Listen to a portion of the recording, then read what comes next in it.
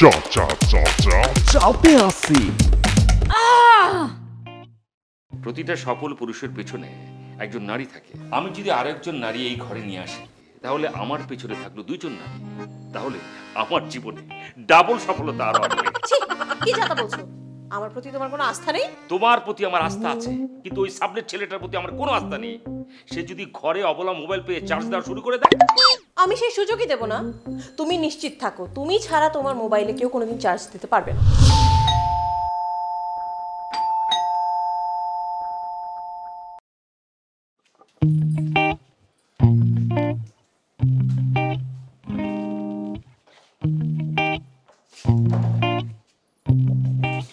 কি ব্যাপার, চেহারাটা এরকম বাংলা পাঁচের মতো বানিয়ে রেখেছো কেন?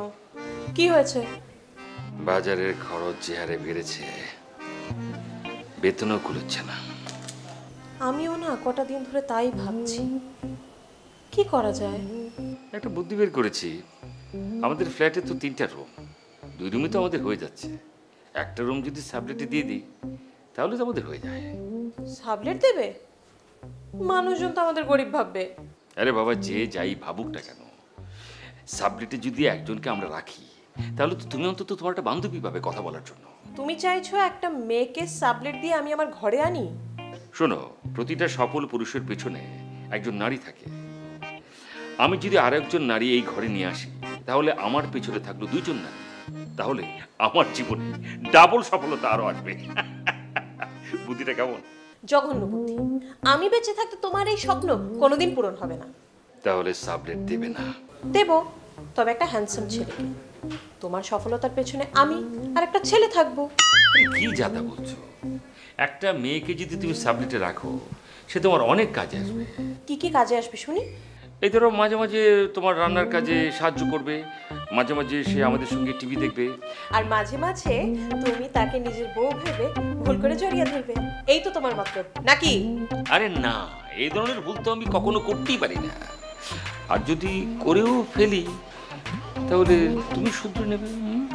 বরং একটা ছেলেকে সাবলেট দিলে আরো অনেক ভালো হবে। কিরকম? এই ধরো, মাঝে মাঝে বাজার করতে সাহায্য করলো, মাঝে মাঝে ছাদেকে কাপড় নেড়ে দিল, আর মাঝে মাঝে মাঝে মাঝে সে তোমাকে জড়িয়ে ধরলো। এই তো। কি কথা বলছো? আমার প্রতি তোমার কোনো আস্থা নেই? তোমার প্রতি আমার আস্থা আছে, কিন্তু ওই সাবলেট ছেলেটার প্রতি আমার কোনো আস্থা নেই। সে যদি ঘরে অবলা মোবাইল পেয়ে চার্জ দেওয়া শুরু করে দেয়, আমি সেই সুযোগই দেব না। তুমি নিশ্চিত থাকো, তুমি ছাড়া তোমার মোবাইলে কেউ কোনোদিন চার্জ দিতে পারবে না। শোনো, তুমি যতই যা কিছু বলো না কেন, যতই যুক্তি দেখাও, কোনো সুন্দরী মেয়েকে যদি সাবলেটে তুমি রাখো, তাহলে তার সুফল তুমি ভোগ করবে। কি কি সুফল শুনি? আরে বাবা, সুন্দরী সাবলেটকে যদি তুমি রাখো, তাহলে তার টানে বাসার সামনে ইয়াং ছেলেদের ভিড় হবে। ওই ইয়াং ছেলেরা যখন ভিড় করে থাকবে, যত চোর বাটপার আছে বাড়ির সামনে আসবেই না। ইয়াং ছেলেদের ভিড়ে ভয় পাবে না। বুঝতে পেরেছো তো? তাই নাকি? শুধু কি তাই, সুন্দরী সাবলেট থাকলে আমিও তার টানে তাড়াতাড়ি বাসায় ফিরবো। তুমি তো আগে চাইতে আমি যাতে তাড়াতাড়ি অফিস থেকে বাসায় ফিরি। কি চাইতে না বলো বলো বলো? তা চাইতাম, এখনো তা চাই। তোমার সেই স্বপ্ন পূরণ হবে, কিন্তু আমার চোখের সামনে তুমি সুন্দরীদের সাথে গুটুর গুটুর গল্প করবে? তা নয়, একটু করলো, তোমার সঙ্গে করবো। তোমারই নষ্ট আমি কোনোদিন সহ্য করবো না। আমি নষ্ট, তুমি কি ভালো?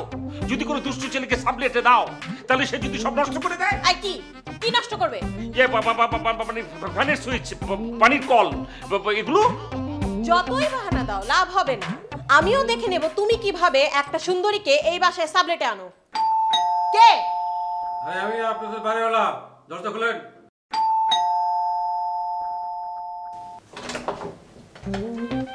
এই আপনারা কি শুরু করছেন?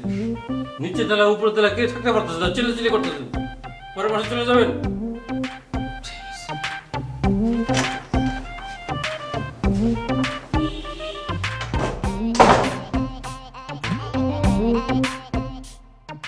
কি হয়েছে? বাড়িওয়ালা কি বললেন? বাড়িরা বললেন, আপনারা যেভাবে ঝগড়া ব্যাসাত করেন, আপনাদের হইচইয়ের চোটে আমরা ঘুমোতে পারি না। পরের মাসে অন্য কোথাও ভাড়া নিতে বলেছে।